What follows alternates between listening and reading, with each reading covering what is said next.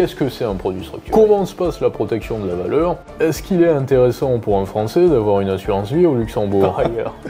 Ouais, alors ça, tu fais bien d'en parler parce que... Bonjour Emmanuel. Bonjour Tom. Emmanuel Santiago, on se connaît bien, donc conseiller en gestion de patrimoine. On travaille ensemble sur différentes opérations depuis quelques temps. Alors on va parler aujourd'hui de l'épargne, qui est le grand sujet, la protection de l'épargne privée. On est aujourd'hui à Monaco, mais en France, pour ainsi dire, dans un pays un petit peu particulier où la propriété privée est pour le moins bousculée, disons, mise à mal.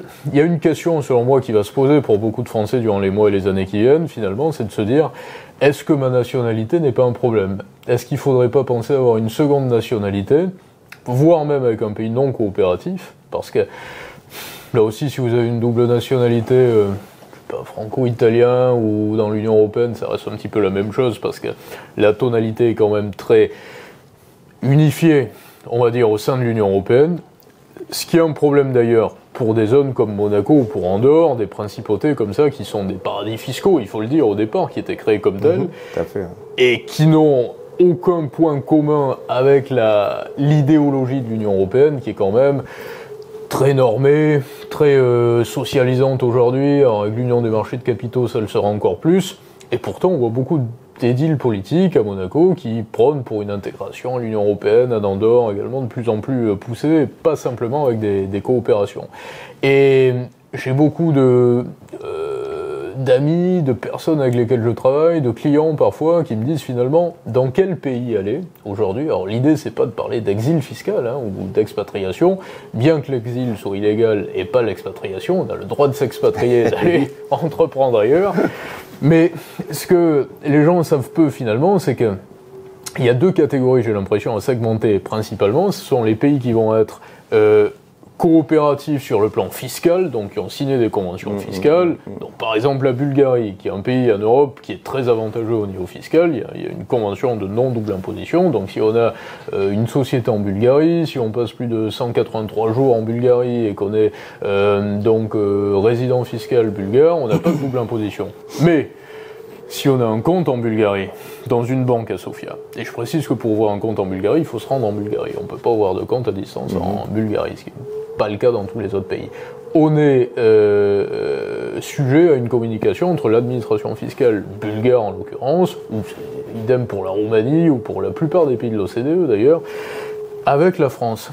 Et après, on a des pays comme les îles Vierges britanniques, les Seychelles, quelques pays d'Afrique également, mais qui sont moins bancarisés. C'est pour ça qu'on parle plutôt des îles Caïmans ou des Seychelles, qui ne communiquent pas du tout avec l'administration fiscale. Et ça, c'est une question qui se pose peu aujourd'hui, mais en sachant que pour être résident fiscal aux Bahamas, par exemple, pour avoir une carte de résident, il faut au moins une dizaine d'années.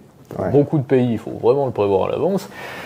On entre dans une période où toutes les personnes finalement qui ont beaucoup de valeur, qui ont beaucoup d'épargne ici, vont commencer à se poser la question et se dire, au moins dans une moindre mesure, est-ce qu'il ne faut pas que j'ai une porte de sortie? Alors c'est pas l'objet de la petite émission qu'on a voulu faire un petit peu à brûle-pourpoint ici en sortant de réunion. L'idée c'est plutôt d'expliquer aux gens justement qui nous écoutent, aux personnes qui ont de l'épargne, mais qui ont constitué cette épargne par rapport à des activités extra-financières et totalement extra-financières, qui n'ont rien à voir avec la finance et qui connaissent finalement ni la bourse, ni spécialement l'immobilier, ni les méthodes qui peuvent permettre de protéger la valeur. Comment se passe la protection de la valeur du point de vue le plus basique, c'est-à-dire avec un conseiller en gestion de patrimoine. Donc je rappelle que tu as Ross Finance à Aix-en-Provence et Riviera à Nice, et que tu conseilles des personnes qui peuvent être des professions libérales par exemple, ou même parfois des notaires, des experts comptables, mais qui n'ont pas axé leur vie sur le trading ou sur la bourse ou sur les placements. Donc je voudrais déjà qu'on entre dans le vif du sujet sur les produits structurés. On en parle beaucoup, il y a de plus en plus d'encours sur les produits structurés. Ce qui est un mot finalement que personne maîtrise réellement. La plupart des épargnants ont même des engagements sur des produits structurés sans savoir ce que ça représente. Il y a plusieurs éléments particuliers on va dire, qui sont apparentés aux produits structurés, dont la protection à la baisse. Qu'est-ce que c'est un produit structuré, précisément ?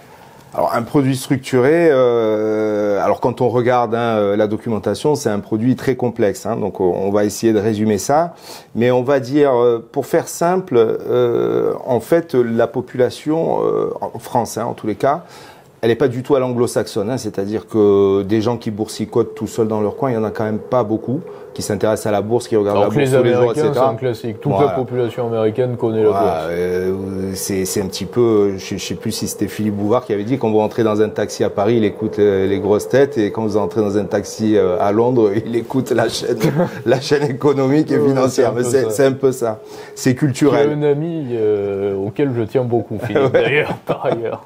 Et donc, j'ai cette phrase qui m'était restée. Mais ça définit bien. Donc, moi, je me suis installé, puisqu'avant, j'étais dans l'assurance de personnes, et je me suis installé en 2013. Et en 2013, les gens étaient encore dans le trauma de 2008. C'est-à-dire que c'était impossible de vendre un contrat d'assurance vie avec des actions dedans. C'est-à-dire le mot action, ça faisait fuir. Alors moi, j'ai remarqué une chose, c'est que généralement, je me permets juste de t'interrompre une minute, c'est que lorsqu'on s'intéresse à une catégorie d'investissement, ou même plus largement, lorsqu'on s'intéresse à un secteur d'investissement, donc sur les actions, ça va être la tech par exemple. Maintenant, tout le monde va vous dire, bah oui, mais regardez, si on avait pris des actions américaines, si on fait un backtesting sur 10 ans, n'importe quel fonds actions américaines, il s'est multiplié par 3 ou 5. Mais bon, on le dit maintenant. Produire dans les 10 prochaines années. Ce qui va peut-être pas se reproduire dans les 10 prochaines années, bien sûr. Donc c'est toujours pareil. Mais pourquoi on en est venu au structuré? Je fais le lien. Personne voulait des actions. Donc qu'est-ce qu'on a fait? Les assureurs nous ont abreuvé de fonds prudents. Chaque assureur avait sa gamme de fonds prudents parce que il fallait qu'il y ait écrit prudent en fait pour qu'on puisse le vendre, parce que s'il y avait écrit action ou dynamique, ça pouvait pas se vendre. Ça a un petit peu évolué depuis, mais on était encore dans cette config là. Donc le structuré, il a eu l'avantage, en arrivant plus tard, en termes de présentation, de dire, ce qui est une réalité, on va faire des actions, mais on va pas y aller en direct, on va avoir des protections à la baisse. Voilà. La grande idée du structuré, c'est la protection à la baisse. Voilà. L'idée, c'est de dire, non, mais vous inquiétez pas, on va pas faire de l'action en direct, parce qu'effectivement, si on se prend un moins 30, on prend un moins 30, donc ça, on va pas le faire. L'action, c'est ce qu'on appelle le sous-jacent dans le structuré. Elle a un rôle de sous-jacent. Voilà, mais donc, le produit structuré. Alors, structuré, ça veut dire qu'on le structure avec plusieurs actions, plusieurs valeurs. Alors, ça peut être qu'une, Ça peut être une seule valeur, ça peut être une seule action, ça peut être plusieurs actions, ça peut être même de l'obligation, puisqu'aujourd'hui, on a pas mal de structurés sur les taux. On a l'impression que les conseillers en gestion de patrimoine vendent beaucoup d'obligations finalement. Oui. Indirectement, si je puis me permettre. Oui, je vois où vous voulez en venir. C'est le fonds euro assurance vie. Voilà. Alors, le fonds euro assurance vie, le fonds euro assurance vie, il faut savoir que, comme je disais tout à l'heure, moi, mon passé d'assureur, j'ai fait une quinzaine d'années pour une compagnie d'assurance. On vendait que du fonds euro. Typiquement, voilà. Et qu'est-ce qu'il y a dans le fonds euro? On s'en est pas vraiment préoccupé à l'époque parce qu'on savait que le capital était garanti. Il y avait des beaux taux d'intérêt. Moi, j'ai démarré dans les années 90. On avait encore des taux 6, 7 sur le fonds euro. Bien sûr. Avec un capital garanti, c'était formidable. Donc, je précise d'ailleurs, on parle régulièrement aujourd'hui du produit d'épargne parce qu'on tourne cette émission donc le vendredi 21 mars. Et hier, donc notre ministre de l'économie, Éric Lombard, a annoncé la création d'un nouveau produit pour financer la défense.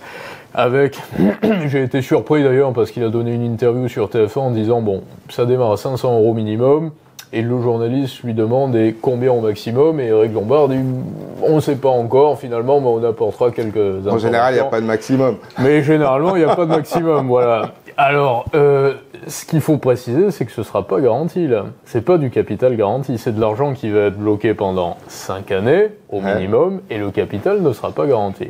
Alors à l'époque, évidemment, les fonds comme ça, c'était du capital garanti. Le livret A, c'est du capital garanti. Donc déjà, là, on sera sur un produit qui est finalement beaucoup plus risqué, parce que le principe, ça va être de dire on va investir dans des sociétés, sur ce que j'ai compris, essentiellement des PME d'ailleurs, qui travaillent dans la défense.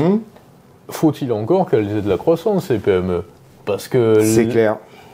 voilà, aujourd'hui, il y a des sociétés comme Leonardo, Dassault, qui ont gagné beaucoup d'argent, qui ont des carnets de courant de plainte, ils sont déjà très hauts, mais ils ont un avenir qui est relativement prospère. Pour les PME qui travaillent dans l'industrie de défense, c'est peut-être pas la même situation. Enfin, c'est une digression. Mais donc, pour revenir à l'obligation... En fait, donc effectivement, on a acheté, sans le savoir, beaucoup d'obligations françaises au travers du fonds Euro Assurance Vie, puisque le fonds Assurance Vie, c'est, en général, quand on regarde les compositions, c'est 85% de l'obligation française. Voilà. Pourquoi? Parce que pour garantir un capital, il faut du haut rating, AA, AAA, et évidemment une compagnie française en AA, qu'est-ce qu'elle a acheté de l'obligation française. Donc en fait, d'ailleurs, c'est un petit peu une boutade. Parfois, j'ai des clients qui me disent, Monsieur Santiago, est-ce que vous pensez qu'on va nous prendre notre argent? Je dis, mais on vous l'a déjà pris. Est-ce qu'on va vous le rendre? Je dis, mais en fait, on vous l'a pas pris. Vous l'avez donné volontairement, il y avait un peu un cercle vertueux finalement avec des conseillers, des conseillers en gestion de patrimoine qui favorisaient indirectement on va dire, l'afflux de liquidités vers le système obligataire. Il n'y aurait pas pu y avoir ce même système si... Après, cet afflux, il ne s'est pas fait en vérité majoritairement par les conseillers en gestion de patrimoine. Alors, je fais la séparation parce que moi j'ai été les deux. C'est-à-dire que j'ai été assureur, il n'y a pas de mal à ça, c'est très bien, j'en suis très fier. Mais assureur et CGP, c'est pas pareil. Et c'est vrai que les assureurs d'ailleurs jouent un peu sur la confusion. Vous voyez les appellations Swiss Life Patrimoine. Alors vous poussez la porte de Swiss Life Patrimoine, vous vous dites j'ai un conseiller en gestion de patrimoine. Non, vous avez un assureur en face de vous. Donc voilà. Il y a d'ailleurs même les indépendants, il y a des courtiers en assurance. Ce que tu dis régulièrement, c'est que les conseillers en gestion de patrimoine, très largement, sont pas des traders, quoi qu'il en soit. Ah ben non. Voilà. Non.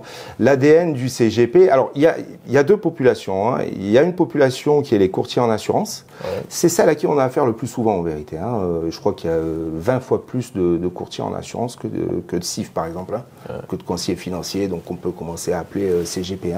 Donc la plupart du temps, en fait, on a affaire à des assureurs, donc qui vendent que de l'assurance, normal. Ils n'ont pas autre chose à vendre, puisque pour commencer à vendre, par exemple, de l'immobilier sous forme de SCPI, il faut être CIF, il faut être conseiller en investissement financier. Pour vendre du non-coté, il faut être CIF. Pour faire du compte titre, il faut être CIF. Et après, pour faire de l'immobilier physique, il faut avoir la carte T, donc c'est encore autre chose. Donc c'est gradué. Et donc chez les CGP, on retrouve des populations différentes. On trouve des gens comme moi, qui ont un historique et un ADN, j'ai envie de dire, assureur, parce qu'ils viennent de là. Et qui ont fait, comme moi j'ai fait après, les diplômes pour avoir les autres cartes, carte T, carte CIF, etc. Vous avez le CGP qui est un ancien banquier. Et on peut même encore diviser cette catégorie par deux, parce qu'il y a l'ancien banquier qui était spécialisé dans les crédits IMO. Donc lui, quand il s'installe en tant que CGP, souvent il fait du crédit IMO, de l'immobilier, où il fait les deux, ça se marie bien. Et vous avez aussi le banquier qui était plutôt côté compte titre. Donc lui, il va ouvrir des PEA, des comptes titres, etc., plutôt que de l'assurance vie, parce que c'est pas forcément dans sa culture. Une question indélicate. Est-ce qu'il est intéressant pour un Français d'avoir une assurance vie au Luxembourg? Oui, bien sûr. Oui, bien sûr. Alors, il y a... La flexibilité, la flexibilité... le goût pour la propriété privée du Luxembourg. Il y a vraiment beaucoup de choses, en fait. Il y a vraiment beaucoup de choses, mais après, il y a quand même une contrainte. La première chose, tu en parlais en introduction, si je me dis peut-être quand même que la France, un jour, il va falloir que je m'expatrie, etc., mais que je suis pas, téméraire. Voilà, je suis pas téméraire. Le Luxembourg, c'est à côté. Je vais faire ça en 2 temps. Ça fait partie de l'UE, il y a de l'euro. Le Luxembourg, c'est bien parce qu'on peut faire ça en 2 temps. J'ouvre un compte assurance vie au Luxembourg, je suis pas exilé fiscal, je reste résident français, ça va être taxé comme si le compte était en France. Si je fais des rachats, je vais payer ma flat tax habituelle sur l'assurance vie. Enfin, je veux dire, il n'y a pas de problème. Donc, il n'y a aucun exil fiscal, mais le Luxembourg a la spécificité de s'adapter si demain, par contre, je m'expatrie, à la fiscalité d'un autre pays. C'est-à-dire que je ne vais pas avoir besoin de changer de contrat pour devenir résident fiscal. Ça, c'est vraiment le gros avantage du Luxembourg. C'est des contrats multidevises. Je peux m'expatrier dans quasi n'importe quel pays. Si j'étais en euros, passer en dollars. Voilà. Et le contrat d'assurance vie va s'adapter à la fiscalité de mon nouveau pays de résidence dans lequel je vais m'installer. Donc le Luxembourg, c'est un petit peu le pont pour me dire, mon épargne elle est au Luxembourg, si demain je veux partir, comment ça se passe, les clients que tu as en portefeuille, enfin dont tu gères un petit peu l'épargne, sont des personnes généralement sur le Luxembourg qui vont arriver directement en te disant « Et le Luxembourg, alors est-ce que c'est intéressant pour moi ou est-ce que c'est toi qui le suggères ?» Alors, jusque-là, ça n'arrivait pas. Mais là, dernièrement, oui, là j'ai des gens... Le travail médiatique, on va dire, de l'élite politique européenne qui aujourd'hui parle de l'épargne et de la mobilisation de l'épargne privée a œuvré. Oui, ouais, absolument. D'ailleurs, au Luxembourg, mes correspondants sont débordés complètement. Voilà. Sont débordés complètement.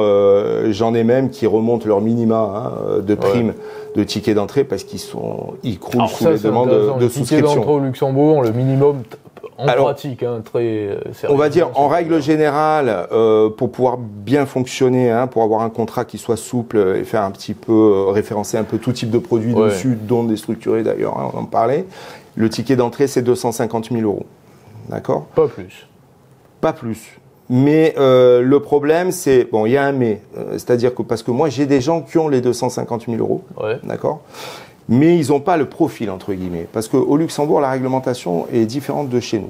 C'est-à-dire que pour vendre un produit structuré, par exemple, dans le cadre d'un contrat d'assurance vie en France, dès l'instant que le produit a été référencé par l'assureur, j'ai pas beaucoup de contraintes patrimoniales.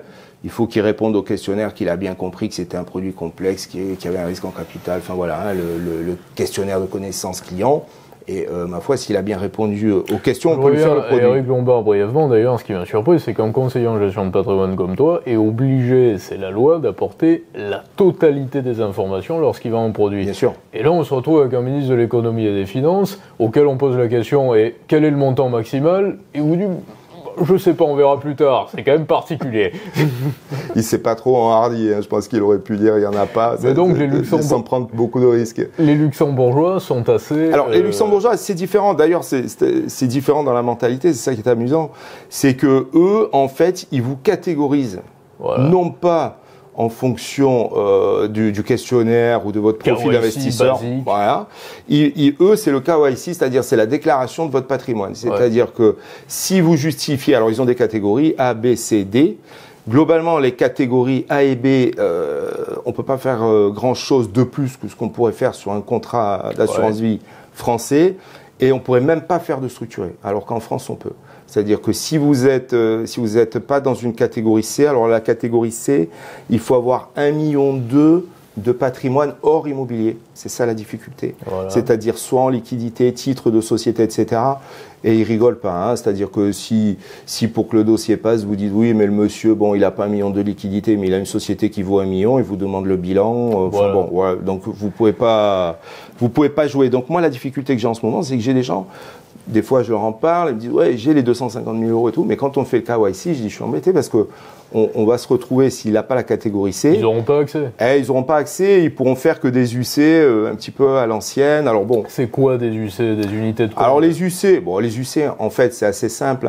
Quand les assureurs, ils ont commencé à vouloir se diversifier en 2002-2003, parce qu'avant, pour la plupart, il n'y avait pas d'UC. C'était vraiment fonds euro pur, l'assurance vie jusqu'à cette époque-là. Et on a commencé à faire des UC, c'est-à-dire en gros, on ouvre un portefeuille et dedans, qu'est-ce qu'on fait ? On met des gérants qui vont acheter des actions. D'accord ? Alors même au début, les assureurs, souvent, ils n'avaient pas leur service d'asset management en interne, enfin pas tous en tout cas, sauf ceux qui étaient issus de la banque, comme Cardiff, groupe BNP et tout. Mais ceux qui étaient vraiment ADN assureurs, qu'est-ce qu'ils faisaient ? Ils ouvraient un fonds compagnie X prudent, et en fait, c'était un fonds de fonds. C'est-à-dire qu'ils allaient acheter des parts d'autres fonds, je sais pas moi, Carmignac, Prudent, Rothschild, etc. Et ils faisaient un mélange de fonds, et c'était un fonds de fonds en vérité. Donc ça faisait beaucoup de fonds. La grande différence, pour résumer, entre les unités de compte et les fonds, finalement, c'est qu'il y en a un qui n'est pas garanti et il y en a un qui est garanti. Ce qui s'est passé, moi je m'en souviens très bien, à l'époque, la direction nous avait incité vraiment à faire beaucoup d'UC, en nous expliquant que pour la boîte, en gros, il fallait jouer le jeu. Je déflore un petit peu un truc, mais le fonds euro, ça va être compliqué à garantir à long terme, etc. Le capital garanti nous oblige à faire beaucoup de provisions techniques. Les UC, c'est bien, comme c'est pas garanti, on n'a pas de provisions techniques à faire, quoi. C'était l'argument qui était avancé. C'était un petit peu ça. D'ailleurs, dans les années qui ont suivi, souvent, presque toujours, je ne veux pas généraliser, mais le courtier ou le commercial quoi, a toujours été incité financièrement à vendre de l'UC. Hein. Comment est-ce que tu choisis tes produits structurés aujourd'hui ? J'imagine que tu as un catalogue et comment ça se passe ? J'ai pas vraiment... Enfin si, il y a un catalogue, mais effectivement, quand on est passé du domaine UC, donc sur un monde mouvant sans protection, les structurés sont arrivés et là, nous on était... parce qu'après, voilà, c'est qu'on soit courtier en assurance ou CGP, quand les structurés ont débarqué, nous, on nous a expliqué ce que c'était. Hein. Voilà, moi, j'avais appris effectivement en passant le diplôme gestion de patrimoine, ce qui était un put, un call, comment on couvrait un prix. Donc, allez, on va dire, on avait les bases. Mais enfin bon. Parce que la base, c'est voilà, la protection à la base sur le structuré. L'intérêt, c'est la protection à la base. C'est un petit peu, on va dire, le mixte entre le fait de s'exposer au marché, donc on n'est plus garanti, on s'expose au marché action, mais en même temps on a des protections qui semblent tellement rassurantes qu'on se dit on peut pas perdre, parce que même si l'action perd 20-30% de sa valeur, jusqu'à 50%, mon capital est garanti. Tout à fait. Alors, en fait, il y a des structurés, il y en a plusieurs sortes. On va dire que le principe du structuré, c'est de garantir ce qu'on appelle un coupon, d'accord ? Donc un rendement mensuel, annuel, hein, selon le cas.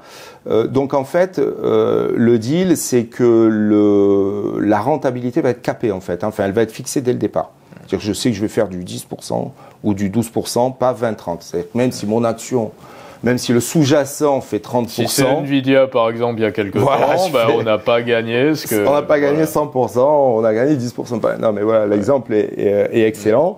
Et la contrepartie... Si c'est Tesla en ce moment qui perd la moitié de sa valeur, par exemple... si c'est Tesla en ce moment... Quoique là, le sujet peut se poser, hein, parce que... Alors, après, on a deux niveaux de garantie toujours sur les structurés. Hein. Ouais. On a un niveau de garantie sur le coupon, d'accord ? Alors, parfois, j'ai envie de dire qu'il est quasi nul, parce qu'on va avoir un produit structuré qui va vous dire, voilà, on va se mettre sur un sous-jacent Société Générale, on se revoit dans un an. Si dans un an, on n'a pas baissé, c'est-à-dire si on est à 100% du strike... j'ai mon coupon à 12, d'accord ? Donc ça veut dire j'ai mon coupon à 12 même si c'est pas monté. Par contre, si j'ai baissé et que je suis pas à 100%, je suis pas rappelé. Ça veut dire qu'il faut que j'attende. Donc si c'est mensuel, j'attends tous les mois, etc. Je vais avoir une maturité maximum du produit, c'est-à-dire j'ai une date de fin, d'accord ? Au cas où le produit ne sortirait jamais. Voilà. Donc ça veut dire que si je rentre sur la Société Générale à 40, que j'ai une maturité à 10 ans et que je reviens plus jamais à 40, je suis coincé pendant 10 ans, d'accord, dans le produit. Et après, je vais avoir une protection finale à maturité, d'accord, sur le capital, par exemple à moins 50%. Ça veut dire qu'au bout des 10 ans, si en fait j'ai perdu 50%, on va me rembourser quand même 100% du capital. Les défenseurs du structuré, finalement, disent régulièrement, l'avantage, c'est que vous n'allez pas vous faire des nuits blanches en regardant tous les jours ce qui se passe sur le marché action. Quoi qu'il en soit, vous êtes bloqué, quoi. Ouais, alors ça, tu fais bien d'en parler parce que c'est vrai et c'est pas vrai, parce que le problème du structuré, c'est qu'il est indexé quand même sur l'action, sur le sous-jacent. Donc, même si on a une protection du capital à moins 50 au final, tu te doutes bien qu'un client, s'il investit 100 000 pour prendre un chiffre rond et qu'il voit sa valeur liquidative à un moment donné qui est à 60 000, il a oublié en général qu'il a une protection capitale à moins 50, le téléphone risque de sonner. Le téléphone risque de sonner. Et là, tu vas lui expliquer qu'il s'inquiète pas parce que de toute façon, on est garanti à 50% à 10 ans. Bon, il n'a pas forcément envie d'attendre 10 ans. Donc voilà, il faut que ce soit bien... Je dirais pas qu'on fait une émission pour les néophytes, mais le but est quand même d'être le plus clair possible, le plus précis. Ce produit structuré, il est structuré par essence. C'est un pléonasme, il est fabriqué, il est conçu, il est référencé. Qui c'est qui le référence ? C'est une société, enfin c'est un groupe, c'est un structureur qui fabrique le produit. Alors, c'est là aussi, donc on découvre en fait qu'il y a des structureurs. C'est un peu des brokers en produits structurés, des traders, bon on ne sait pas trop. Il y en a beaucoup au Moyen-Orient d'ailleurs aujourd'hui. Ah ouais ? Ouais. Et là, comme le marché, quand les compagnies d'assurance vie françaises ont commencé à référencer du structuré, le marché qui s'ouvre, il est énorme, parce qu'on a 2000 milliards en assurance vie, dont 1000 milliards en fonds euros, on le disait tout à l'heure. Bon, ça veut dire qu'il y a quand même en gros 1000 milliards d'unités de compte qui potentiellement peuvent basculer sur du structuré, ce qui est en train de se passer d'ailleurs. Hein. Donc là, ça va très vite parce que les sous, ils y sont. On référence le produit, il suffit, je dirais pour que le cash arrive, hein, il suffit de débrancher le tuyau de l'UC, hein, faire un arbitrage et brancher sur le structuré. Bon, donc on comprend pourquoi à un moment donné il y a une envolée là-dessus. Ce qu'il faut comprendre, c'est que ce broker, ce structureur, il va faire le lien entre une banque émettrice, car c'est ça le métier des banques en fait. Hein. Ouais. D'émettre des poudres, des calls, etc. Donc, et ce structureur, la banque émettrice va lui proposer donc des protections, et lui, avec les protections, il va composer un produit.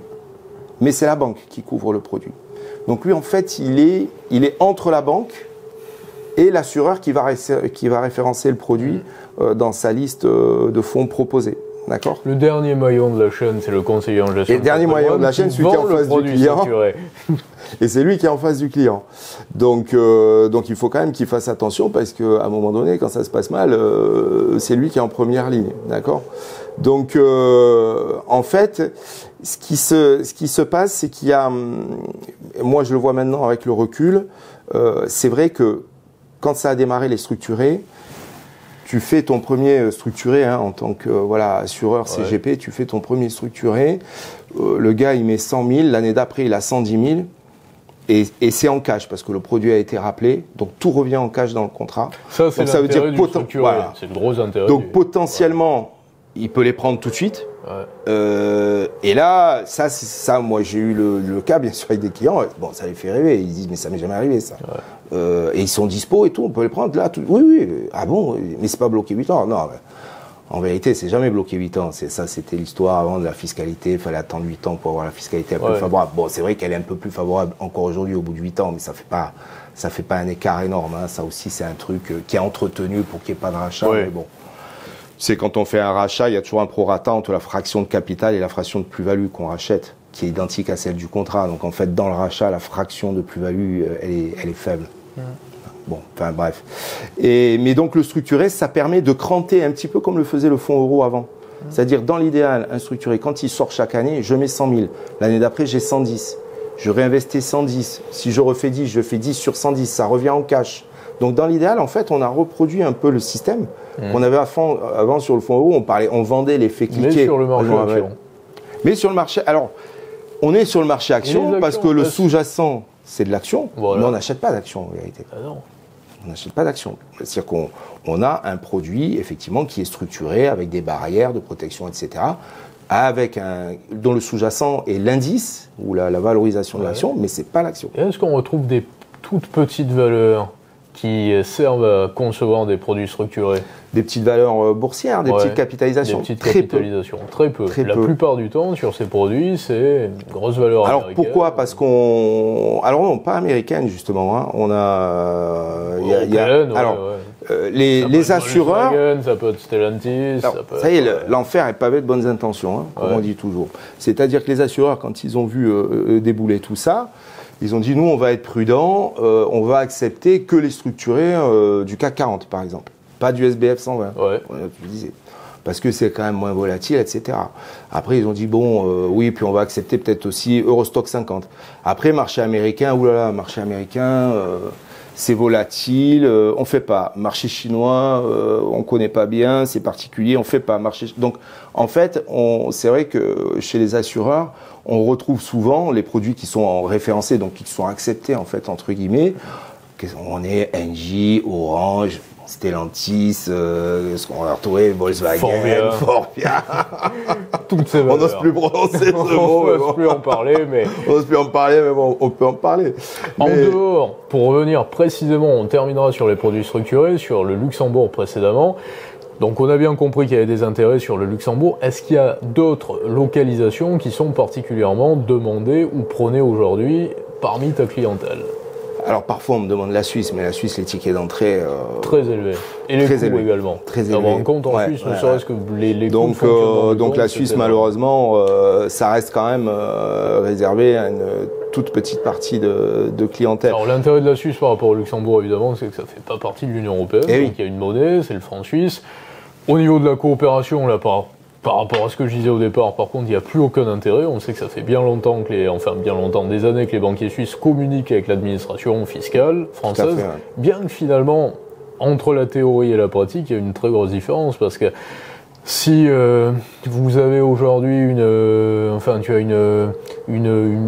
position administrative, une condamnation, avant qu'un compte à l'étranger puisse être saisi, il faut beaucoup de temps. Il faut que l'administration entre en contact avec la banque et fasse une demande auprès des administrations de l'autre pays. Ouais.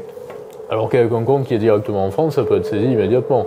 Donc avoir un compte finalement aujourd'hui, que ce soit, ou même les assurances vie, déjà au Luxembourg ou en Suisse, ou même dans d'autres pays de l'Union européenne, finalement en dehors du Luxembourg, qui ne sont pas des paradis fiscaux, mais comme le Portugal, l'Espagne, c'est quelque chose qui intéresse beaucoup par rapport à ça aussi, par rapport à cette dimension. Alors, après, moi, j'ai pas trop de clients qui n'ont pas la conscience tranquille, entre guillemets. Ouais, bien sûr. Ça m'est quasi contraire, pas arrivé.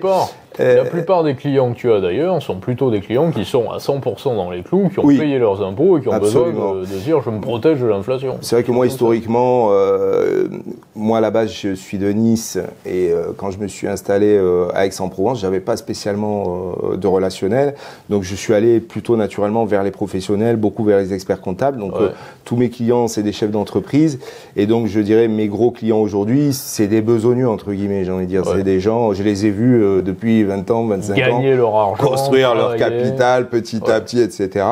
Et bon, voilà, donc ils sont pas dans le truc de se planquer ou quoi.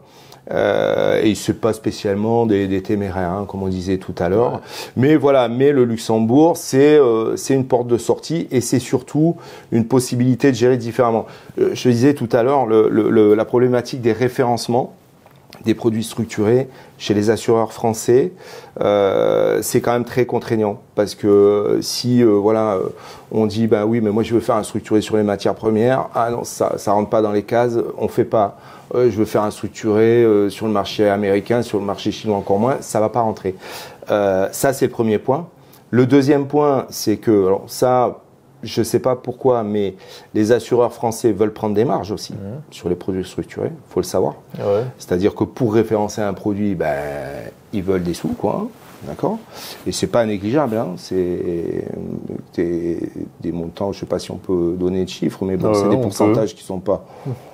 Allez, on va dire, je crois que les moins gourmands, c'est 0,3%, ça peut aller jusqu'à 1%. Enfin, je veux dire, quand on référence un produit à 3, 5, 10 millions, ça fait quand même un petit peu d'argent. Donc, ils veulent leur marge. On n'a pas du tout ce problème au Luxembourg. Au Luxembourg, on passe un coup de téléphone, on envoie la term sheet, c'est bon, ça passe. Eux, ils regardent juste si le client...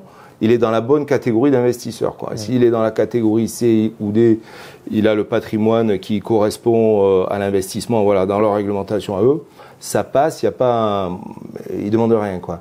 En France, c'est pas la même chose. Je m'explique pas bien pourquoi d'ailleurs. Ouais. Et en plus avec des disparités énormes, hein, parce que quand je te dis entre 0,3 et 1, c'est du x3 quand même. On commence à avoir des produits structurés sur les crypto-monnaies aujourd'hui, sur le Bitcoin par exemple. Pas en France. Pas en France encore, mais ça arrive. Alors en France, apparemment il y a un problème de réglementation aussi. Hein. C'est ce que m'a dit un structureur, et que on peut pas, c'est même interdit de mettre dans l'assurance vie un produit sur le Bitcoin. Mais j'ai vu sur une banque privée, donc qui fait un peu ses structurés elle-même, j'ai vu passer un structuré sur une plateforme de distribution Bitcoin, donc pas sur Bitcoin directement, mais sur la plateforme. Donc ça commence un petit peu, mais c'est très à la marge. Hein. Là, on est sur une banque privée, etc. Un assureur généraliste, on va pas l'avoir. Quel est ton point de vue par rapport aux banques privées précisément ? Il y a ticket d'entrée assez élevé là aussi. Ticket d'entrée assez élevé. C'est un milieu que je connais pas bien, à part une banque qui travaille exclusivement avec les CGP, qui est assez connue, donc elle forcément on la connaît, mais les autres elles sont plutôt en réseau fermé, quoi. Elle au contraire elle travaille pas avec les CGP. Le ticket d'entrée c'est plutôt 4-5 millions généralement. Oui, voilà. Oui, et après ils ont en général une banque de KYC très poussée. Hein. Ouais, mais après les banques, moi j'ai envie de dire, quand même souvent. Pas toujours, hein, je veux pas, parce qu'il y en a toujours qui peuvent faire exception, mais quand même ils essayent de placer ce qu'ils fabriquent eux, quoi. Ouais. D'accord ?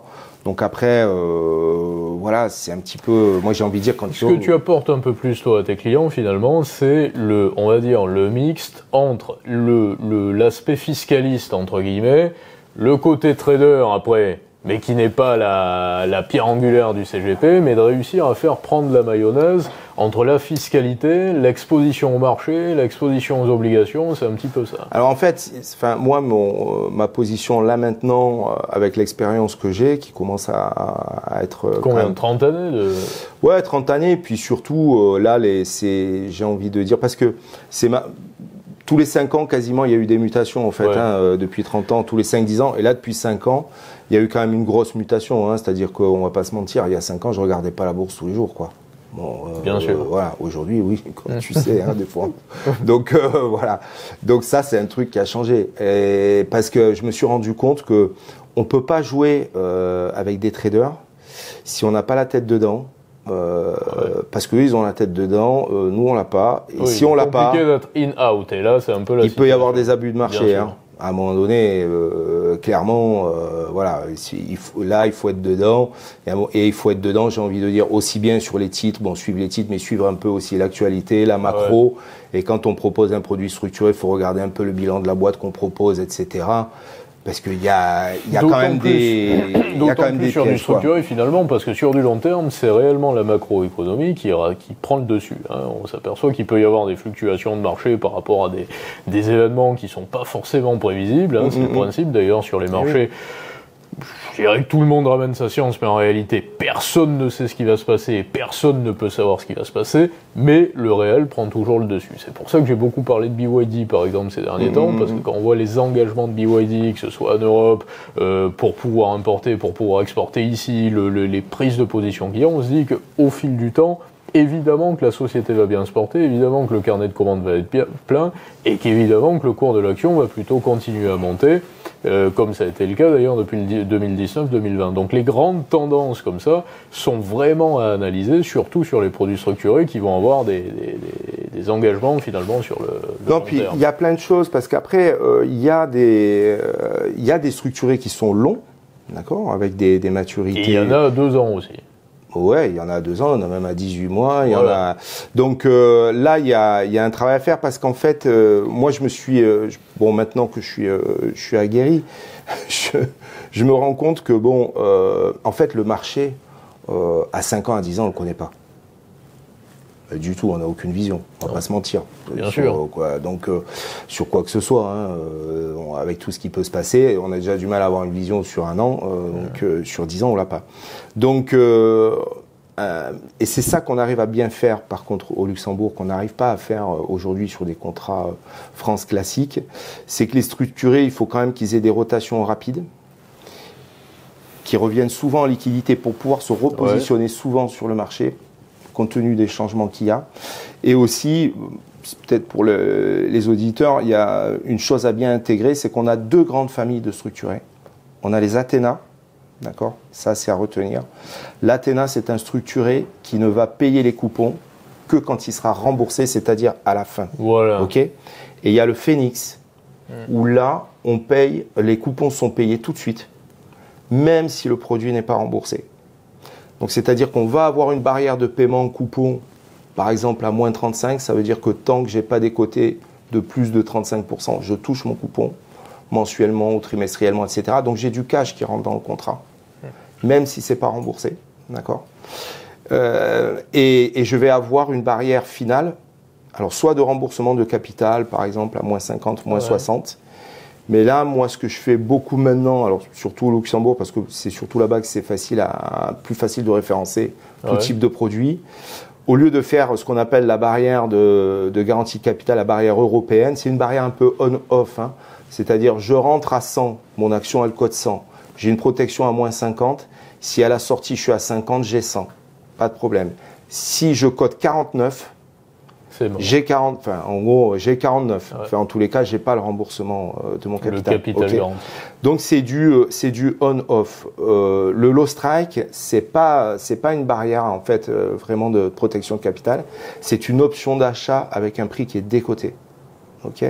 C'est-à-dire que si j'ai un low strike à 65% du prix d'entrée, ça veut dire que quelle que soit la baisse, Moi, comme je vais acheter à 65% du prix et pas au prix de départ, ben, si à la fin je suis à 50%, j'achète, j'ai un titre qui est passé par exemple de 10 € à 5 €, mais moi, je ne l'achète pas à 5 €. Je l'achète 6,50 €. Donc je suis à 5 divisé par 0,65. Donc en fait, on va me rembourser 77% de mon capital, d'accord, au lieu de 49% par exemple. Bien sûr. Et comme j'ai encaissé les coupons, si c'est un Phoenix, au fil de l'eau, par exemple sur 3 ans, j'ai fait un produit dernièrement, 10% par an sur 3 ans, si j'ai pris 3 fois 10%, ça fait 30.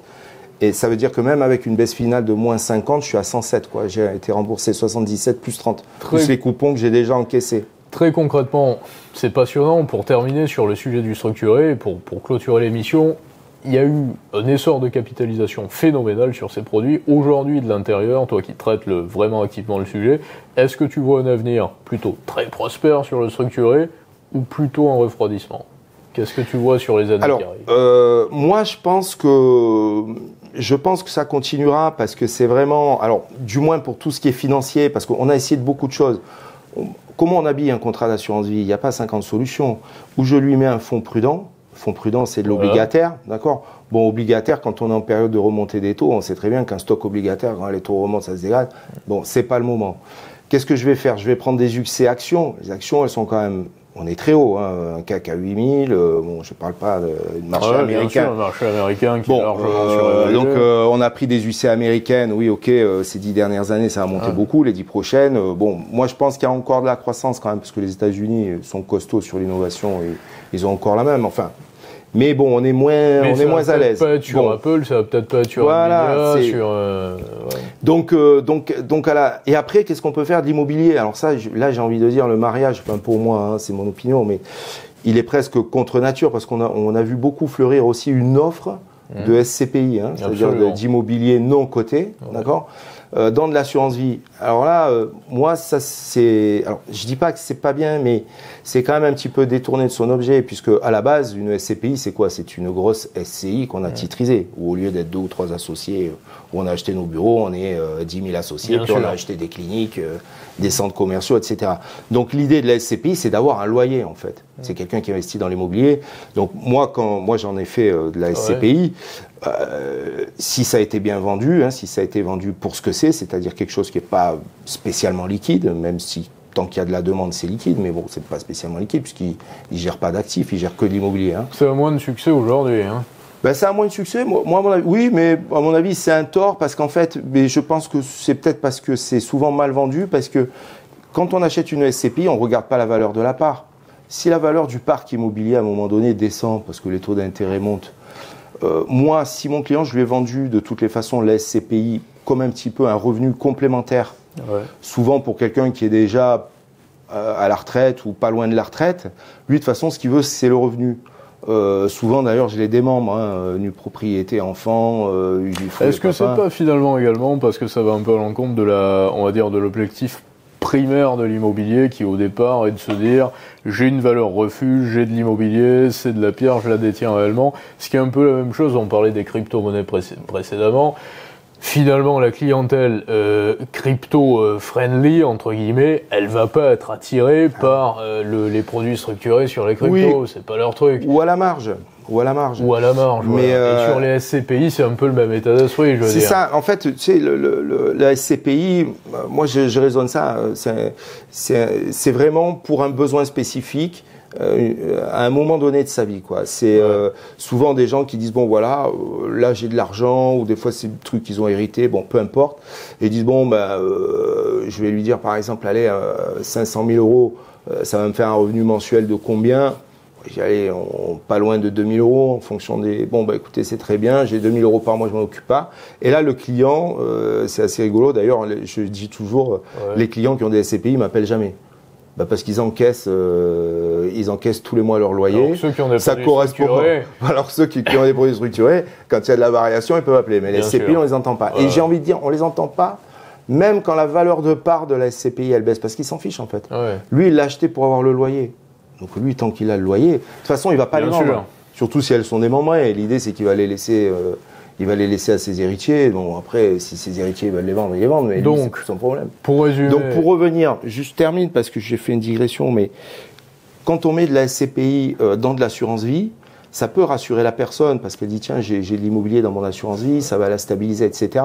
Mais dans l'assurance vie, ça va pas se passer de la même manière parce que le loyer, il n'encaisse pas.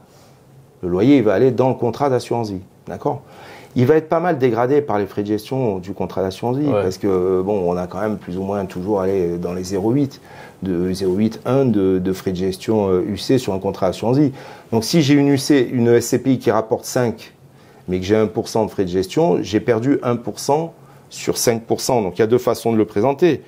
Soit je te dis, bon, on perd que 1%, ça va. Soit je te dis, on perd 1% sur 5, c'est-à-dire en fait, on a perdu 20% ça, c'est de la performance. Absolument. Oui, donc ça dépend comment ça dépend. Bon, déjà, moi je trouve que c'est un peu dommage de perdre 20% de la performance rien que sur des frais de gestion, d'accord. Et en plus, souvent, on a des valeurs de rachat, du coup. Alors, il peut y avoir des frais d'entrée. En plus, souvent, elles ont des frais d'entrée, les SCPI, qui sont assez importants. Des fois, ils les neutralisent un petit peu en assurance vie. Mais ça va dégrader la valeur de rachat du contrat d'assurance vie, les frais d'entrée, d'accord. Et si la valeur de part de la SCPI baisse, le client, il voit, pour lui, il voit son contrat d'assurance vie qui baisse, quoi. Donc, c'est un peu... c'est un petit peu comme je dis toujours, quand on détourne un truc de son objet initial, c'est rarement super bon. Alors après, on n'aura jamais évidemment des volatilités sur une SCPI qu'on peut avoir sur une action. Mais disons que c'est pas du financier, quoi, une SCPI. Donc pour moi, ça n'a pas vraiment sa place dans un contrat d'assurance vie. Pour moi, un contrat d'assurance vie, c'est des liquidités, on fait travailler l'argent, voilà, des obligations, je veux bien, des actions, je veux bien, des structurés, je veux bien, l'immobilier. Moi, quelqu'un qui veut faire de l'immobilier, on le fait en nominatif, quoi. Bien sûr. On le fait pas en Donc, assurance si je vie. résume, aujourd'hui, le Luxembourg, très intéressant pour la flexibilité et pour l'accès, finalement, à ce qu'on ne peut pas forcément avoir ici, en France. À condition d'être dans la bonne catégorie patrimoniale. À condition d'être dans la bonne catégorie, donc plutôt, on va dire, au-delà, finalement, des 500, 600 000 euros, plutôt qu'en dessous. L'intérêt également de se sentir rassuré par une zone qui est pour le moment un petit peu plus protégée par rapport à la France, justement, en termes parce qu'il y a beaucoup d'argent, parce qu'il y a un système bancaire aussi qui a des clients qui ont plus de liquidités. En fait, le Luxembourg, quand même, quand on découvre ça, parce que moi, quand j'ai commencé à faire du contrat luxembourgeois, j'ai découvert, c'est quand même, c'est pas du tout le même esprit. Même j'ai envie de dire l'assureur français avec qui on travaille et l'assureur luxembourgeois, c'est pas du tout pareil, quoi.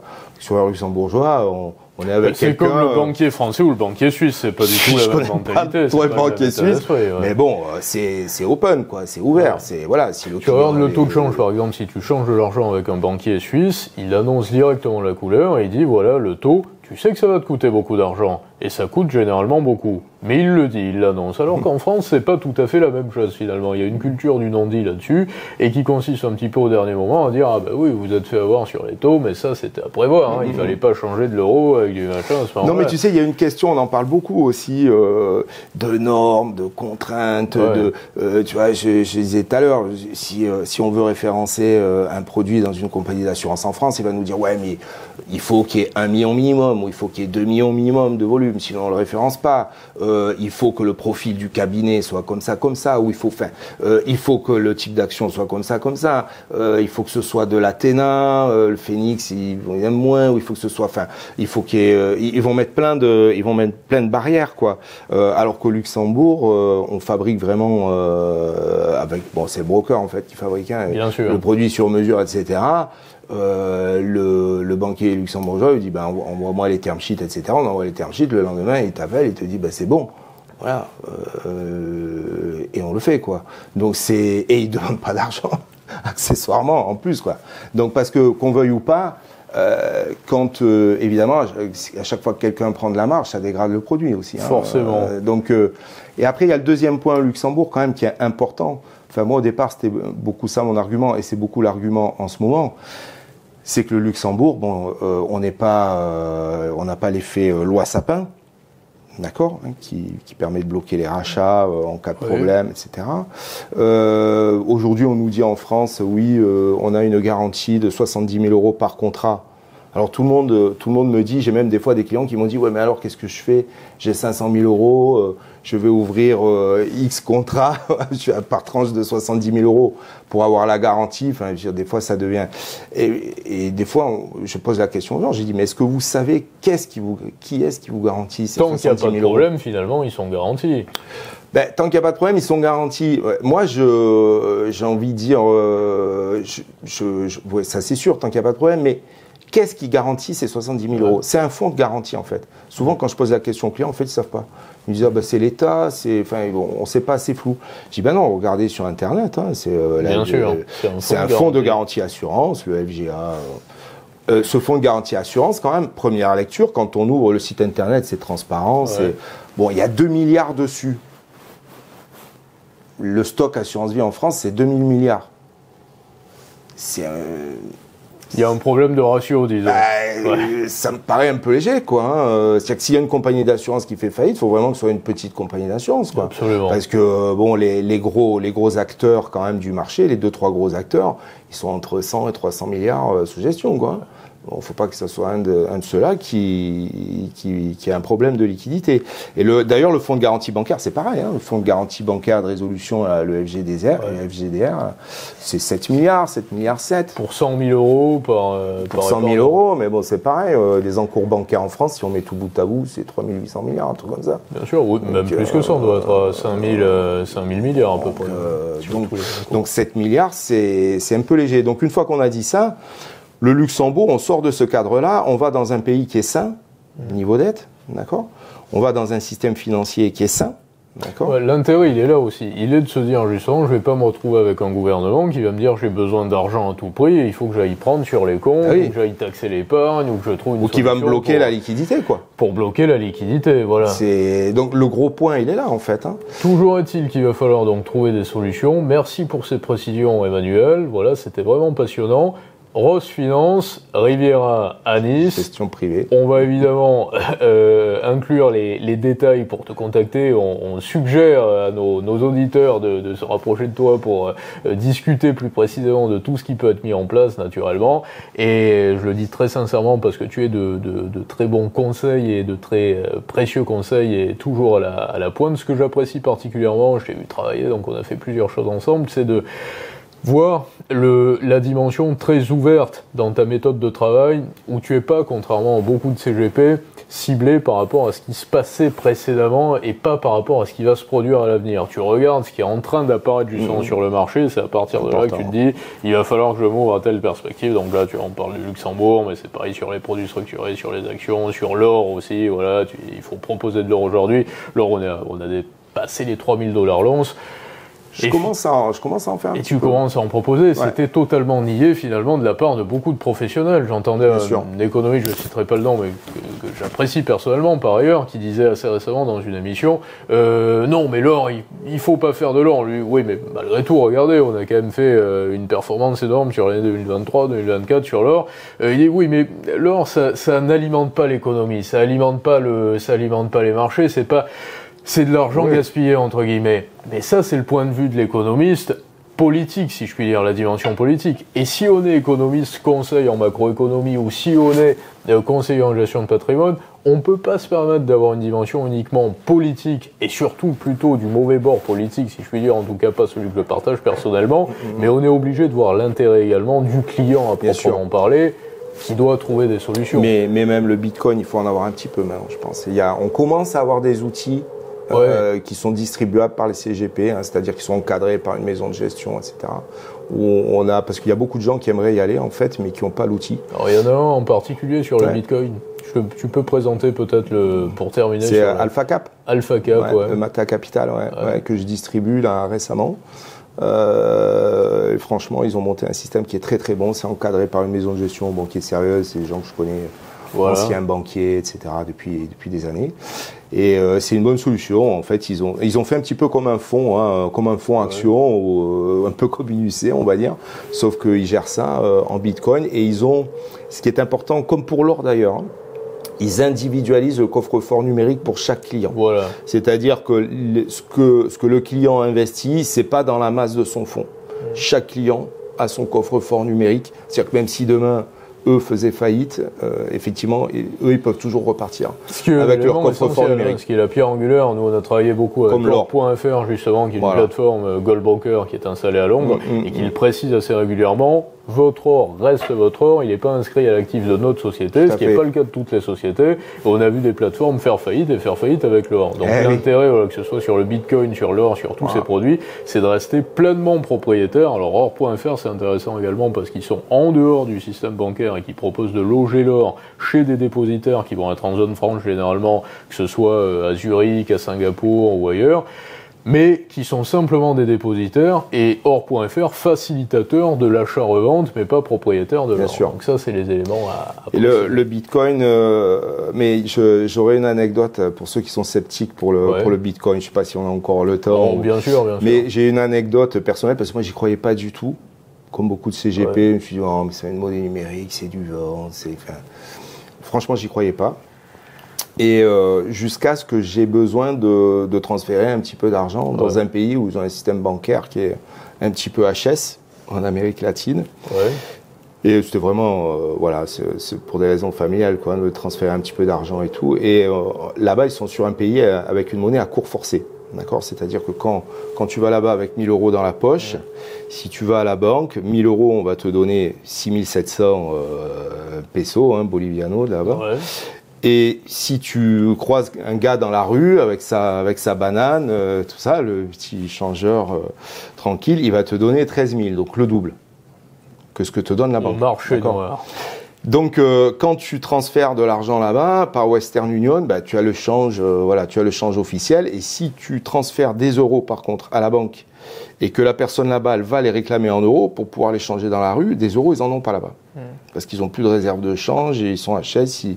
Ils te disent, je vais vous donner 50 €. C'est pas comme en Russie, je fais une parenthèse, où malgré les sanctions, ils arrivent à sortir des centaines de milliers d'euros. Tu sais que dans les banques russes, il y a des centaines de milliers d'euros en cash qui sont sortis tous les jours par des clients français généralement qui ont du rouble et qui demandent de l'euro, malgré les sanctions. Donc c'est qu'ils sont pas si mal que ça peut-être. Mais donc pour finir, la solution qu'on a trouvée, c'est quoi ? Tu t'ouvres un compte en Bitcoin, tu achètes du Bitcoin. Tu envoies, tu prends au téléphone le changeur là-bas, pas le banquier, celui qui est dans la rue. Tu appuies sur lui, c'est un QR code. Donc avec ton téléphone, tu reconnais son QR code. Tu fais le lien, tu appuies sur un bouton, tu payes 1 € de frais. Le gars, tu l'as à l'autre bout du fil en WhatsApp, il te dit c'est bon, j'ai les jetons. Et il donne le change de la rue, donc le double à la personne. Précisément par rapport à la croissance du Bitcoin, ce que personne n'a compris finalement, et c'est que on va dire les maximalistes, c'est vraiment les aficionados du Bitcoin ont un petit peu brouillé les pistes parce qu'ils ont dit c'est une valeur refuge comme l'or, si les monnaies baissent, Bitcoin va monter. Non, c'est pas tout à fait ça finalement. C'est s'il y a un besoin réellement d'une monnaie parallèle que Bitcoin va monter. On n'achète pas du Bitcoin encore aujourd'hui en se disant quoi qu'il en soit, c'est du sûr, c'est du Bitcoin, comme on achète de l'or en se disant c'est du sûr, c'est de l'or. Ça, on le fait encore sur l'or. Sur le Bitcoin, c'est différent. On se dit, effectivement, c'est pas très risqué, j'imagine pas que ça disparaisse, mais par contre, je le vois pas comme une valeur refuge, mais je me dis qu'il va y avoir une telle demande et un tel besoin de Bitcoin comme outil monétaire que forcément que ça va monter. Et que dans l'horizon de 3 ou 4 années, on peut se retrouver évidemment avec un Bitcoin à 200 ou 250 000 $. Donc l'exposition au Bitcoin, évidemment qu'il ne faut pas. Oui, et puis l'émission du Bitcoin, elle a été prévue pour être limitée, etc. Avec un algorithme qui fait descendre les émissions petit à petit. Ça va s'arrêter en 2050. Le système est bien fait. Et la rapidité et les frais par rapport au système bancaire classique, c'est quand même une révolution. D'envoyer le jeton comme ça à l'autre bout du monde. En live en passant au-delà des radars de la fiscalité également, parce qu'aujourd'hui, finalement... Ça, je ne sais pas si ça va durer, mais bon. On ne sait pas si ça va durer, mais c'est un peu la particularité, parce que quand j'entends, même ici, pour terminer, mais sur des sociétés qui vont être parfois des sociétés même presque publiques, mais des compagnies ferroviaires qui disent on accepte le paiement en Bitcoin. Non, c'est pas tout à fait ça. Ils acceptent finalement que le public, la clientèle, paye avec un Bitcoin qui va être immédiatement converti en monnaie fiat. Parce que si vous êtes une entreprise aujourd'hui, tu es obligé d'avoir finalement un compte en monnaie fiat, mais tu n'as pas un compte en Bitcoin. Et tu ne vas pas dire j'ai reçu de telle fraction de Bitcoin et je vais payer mes impôts en proportion du Bitcoin que j'ai reçu. Ça se fait toujours en monnaie fiat. Bien sûr. Donc l'intérêt du Bitcoin aussi aujourd'hui, finalement, c'est qu'étant in, out dans le système, il est toléré, mais il n'est pas, c'est pas interdit, c'est accepté, Au départ, on ne savait pas vraiment ce que c'était. On s'en sert finalement de vraie monnaie parce qu'on a tellement politisé la monnaie, militarisé de notre côté et matraqué avec un excès de fiscalité qu'on se permet de faire des choses avec du bitcoin qu'on pourrait pas faire avec du cash ou avec... Et après, le truc tout simple, avant pour voyager, pour aller dans des pays comme ça, souvent on prenait du cash. Etc. Bon, là, on va avoir dans le téléphone, sur sa plateforme, et on sait, bien sûr. On va aller là-bas et on aura, au plus le pays sera dans un système un peu dégradé au niveau bancaire, plus ce sera avantageux de travailler là-dessus. Merci Emmanuel, bonne soirée à toi. Au plaisir. Et à très bientôt. À très bientôt.